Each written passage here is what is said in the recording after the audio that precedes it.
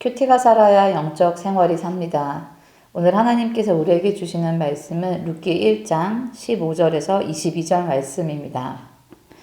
나오미가 또 이르되 보라 내 동서는 그의 백성과 그의 신들에게로 돌아가나니 너도 너의 동서를 따라 돌아가라 하니 룻이 이르되 내게 어머니를 떠나며 어머니를 따르지 말고 돌아가라 강권하지 마옵소서. 어머니께서 가시는 곳에 나도 가고 어머니께서 머무시는 곳에서 나도 머물겠나이다. 어머니의 백성이 나의 백성이 되고 어머니의 하나님이 나의 하나님이 되시리니 어머니께서 죽으시는 곳에서 나도 죽어 거기 묻힐 것이라. 만일 내가 죽는 일 외에 어머니를 떠나면 여호와께서 내게 벌을 내리시고 더 내리시기를 원하나이다 하는지라. 나오미가 룻이 자기와 함께 가기로 굳게 결심함을 보고 그에게 말하기를 그치니라. 이에 그 두 사람이 베들레헴까지 갔더라. 베들레헴에 이를 때 온 성읍이 그들로 말미암아 떠들며 이르기를 이가 나오미냐 하는지라. 나오미가 그들에게 이르되 나를 나오미라 부르지 말고 나를 마라라 부르라. 이는 전능자가 나를 심히 괴롭게 하셨음이니라. 내가 풍족하게 나갔더니 여호와께서 내게 비어 돌아오게 하셨느니라. 여호와께서 나를 징벌하셨고 전능자가 나를 괴롭게 하셨거늘 너희가 어찌 나를 나오미라 부르느냐 하시니라. 나오미가 모압 지방에서 그의 며느리 모압 여인 룻과 함께 돌아왔는데 그들이 보리 추수 시작할 때 베들레헴에 이르렀더라. 아멘. 오늘 본문은 시어머니 나오미와 며느리 룻의 이야기입니다.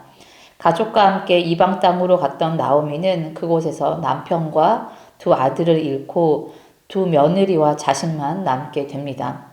자신의 처지가 괴롭고 슬픈 나오미는 며느리들에게 내가 너희를 도울 수 없으니 친정으로 돌아가라고 이야기합니다.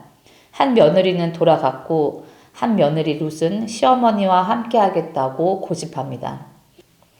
우리가 잘 알고 있는 이 룻이라는 며느리는 인간적으로 의지할 것 없는 시어머니를 따라 시어머니의 고향 베들레헴으로 갑니다. 그리고 그 이후 이방 여인임에도 불구하고 다윗 가문의 대를 잇는 놀라운 기록을 남깁니다. 그래서 우리는 룻을 믿음이 좋은 사람, 현숙한 여인으로 이야기합니다. 그런데 오늘은 이 익숙한 결론을 잠시 내려놓고 본문이 시작되는 자리, 룻기가 시작되는 자리에서 다른 질문을 한번 해보려고 합니다. 과연 룻은 언제부터 믿음이 좋았을까요? 룻기 1장에 등장할 때부터 지금 이 본문이 시작되는 때부터 이미 좋았을까요? 이런 질문이 가능한 이유는 룻이 이방 여인이기 때문에 그렇습니다. 룻은 여호와 하나님을 믿는 이스라엘 민족이 전혀 아닙니다. 이스라엘 민족에게 시집 오기는 했지만 그 가족들, 나오미의 가족들이죠. 그 가족은 먹고 살기 위해 이방 땅으로 간 사람들입니다. 이방 민족의 땅에서 자식들까지 이방 여인과 결혼을 시킨 사람입니다. 거기서 산 사람들, 룻의 시댁은 나오미의 가족들은 이방 땅에서 이방 사람들과 혼인을 한 후에 얼마나 여호와를 잘 섬기고 살았는지 질문이 생깁니다. 심지어 시아버지와 남편, 아주버님은 사망하였고 이 사실로 인해서 시어머니 나오미는 자신의 인생을 비관하는 말들을 쏟아냅니다. 15절에서 나오미는 룻에게 너의 고향 땅으로 가라. 그리고 너의 신들에게로 돌아가라 라고 이야기합니다. 너는 네가 믿던 신을 믿으라고 이야기하는 시어머니에게서 시아버지도 남편도 죽은 그런 상황 속에서 룻은 어떤 신앙을 배우고 경험했을지 생각을 한번 해보아야 합니다. 추측하기로는 룻이 지낸 시간은 여호와 하나님을 잘 배우고 경험할 환경은 아니었을지도 모르겠다는 생각이 듭니다. 그러나 놀라운 것은 그런 하나님에 대한 근본이 없는 이방인 룻과 환경 때문에 삶의 소망을 잃어버린 나오미를 통해서 하나님이 하시는 일들입니다. 룻은 16절과 17절에서 이렇게 말합니다. 내게 어머니를 떠나며 어머니를 따르지 말고 돌아가라 강권하지 마옵소서. 어머니께서 가시는 곳에 나도 가고 어머니께서 머무시는 곳에 나도 머물겠나이다. 어머니의 백성이 나의 백성이 되고 어머니 하나님이 나의 하나님이 되시리니 어머니께서 죽으시는 곳에서 나도 죽어 거기 묻힐 것이라. 만일 내가 죽는 일 외에 어머니를 떠나면 여호와께서 내게 벌을 내리시고 더 내리시기를 원하나이다 라고 말합니다. 당시의 여성은 남편이나 아버지, 아들이 없다면 스스로를 보호하며 살 수 없는 때였습니다. 그래서 남편과 아들이 모두 사망하였다라는 것은 버려진 인생 같은 그런 환경이었다는 것입니다. 그래서 나오미는 스스로에 대한 괴로운 말들을 이야기하죠. 롯도 상황은 마찬가지였습니다. 자신도 남편을 잃었고 아들을 낳을 수도 없는 앞으로 어떻게 살아야 할지 막막한 처지가 되었는데 자신보다 더 괴로운 시어머니를 떠나지 않았습니다. 룻의 고백이 하나님에 대한 믿음인지 시어머니에 대한 측은함인지 단정하기는 어렵습니다. 그러나 분명한 것은 룻이 여호와 하나님을 자신의 하나님으로 받아들이는 신앙의 방향을 선택했다는 사실입니다. 반면 여호와 하나님을 먼저 알고 믿었던 시어머니 나오미는 소위 믿음이 없는 말들을 합니다. 여호와께서 나에게 징벌하셨다. 내가 모압 땅에 갈 때는 풍족했는데 지금은 아무것도 없다. 나는 괴롭다. 라고 다른 사람들에게 이야기합니다. 자신의 인생을 비관하고 하나님에게 원망하는 마음들이 느껴지는 말들입니다. 사실 룻과 나오미의 환경을 보면 룻은 이방 사람입니다. 평생 모압 땅에서 살았어요. 그리고 결혼한 후에 남편 가족을 통해서 하나님을 알거나 믿게 되었을 것입니다. 그리고 결혼 후에는 남편을 잃었고 연로하신 시어머니밖에 없습니다. 그러나 나오미는 여호와 하나님을 섬기는 민족으로 태어나서 결혼을 하고 가족들과 함께 모압 땅에 갈 때 풍족하기까지 했습니다. 비록 지금의 처지는 서로 힘들지만 룻과 나오미 중에서 누가 신앙의 선배일까요? 나오미입니다. 그러면 룻과 나오미 중에서 누가 더 믿음의 본이 되어야 하겠습니까? 그것도 나오미라는 생각이 듭니다. 그런데 우리가 읽은 본문을 보면 나오미가 룻에게 본이 될까요?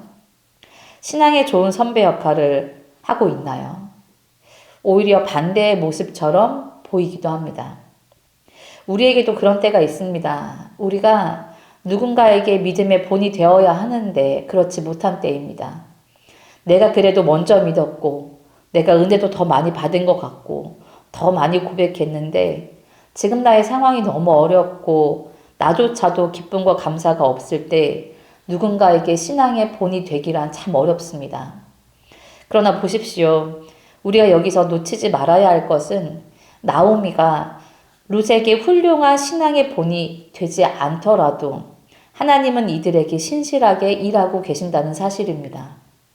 나오미가 룻에게 대단한 신앙의 선배는 아니었을 텐데 그러나 그런 나오미를 통해서도 하나님은 룻에게 여호와 하나님을 알게 하시고 찾게 하십니다.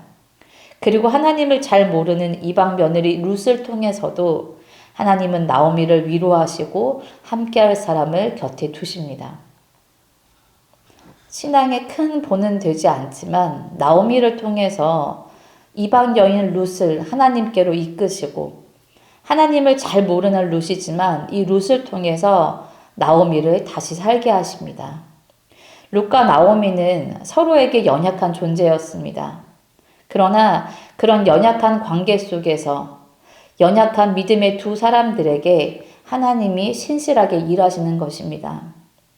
우리의 계속되는 불완전함에도 하나님께 소망을 두는 것, 하나님이 우리가 믿음이 연약할 때에도 일하시고 우리 주변에 믿지 않는 사람들이나 신앙이 연약한 사람들을 통해서도 우리에게 일하고 계신다라는 말씀입니다.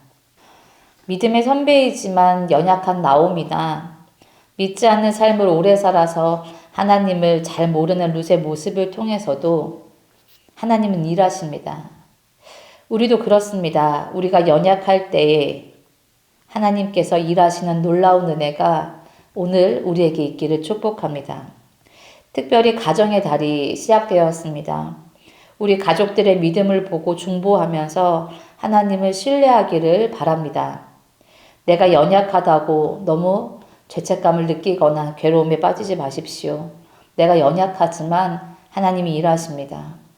우리 가족 중에 믿음이 없는 사람들이 있다고 불안하거나 답답해하지 마십시오. 하나님이 그들을 통해서도 일하고 계십니다. 그 연약한 사람들을 통해서 나를 자라게 하십니다. 5월 한 달 가족을 위해 기도하면서 서로의 연약함을 통해 하나님을 더욱 신뢰하는 가정의 달 되기를 축복합니다.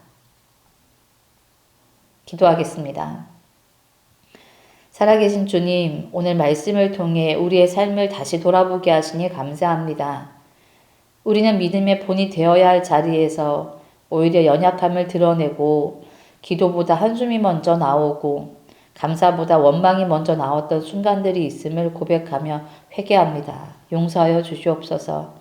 그러나 주님, 그럼에도 불구하고 우리를 포기하지 않으시고 연약한 우리를 통해서도 일하시는 하나님을 보게 하시니 감사합니다. 우리가 완전하지 않은 때에도 일하시는 주님을 신뢰하게 하시고 우리의 시선이 나의 상태가 아니라 하나님의 신실함에 머물게 하여 주시옵소서. 또한 우리의 가정을 위해 기도합니다. 믿음이 연약한 가족을 바라보며 답답해하고 염려했던 우리의 마음을 주님께 내려놓습니다. 당장 변화되지 않는 것처럼 보일지라도 그 가운데서 일하고 계시는 주님을 믿습니다. 나의 조급함이 아니라 하나님의 때를 기다리는 믿음을 허락하여 주시옵소서. 나아가 믿음이 연약해 보이는 우리의 가족을 통해서도 나를 위로하고 계시고 나의 믿음을 자라게 하시며 하나님을 더 깊이 알게 하신다는 것을 겸손함으로 받게 하여 주시옵소서. 그리하여 우리 가정이 서로의 연약함을 통해 하나님을 더 신뢰하는 공동체가 되게 하시고 우리의 삶이 날마다 하나님께 소망을 두는 믿음으로 채워지게 하여 주시옵소서. 연약한 우리 가정의 인도자 되시는 예수 그리스도의 이름으로 기도드립니다. 아멘. 말씀과 기도 제목을 가지고 함께 기도하겠습니다.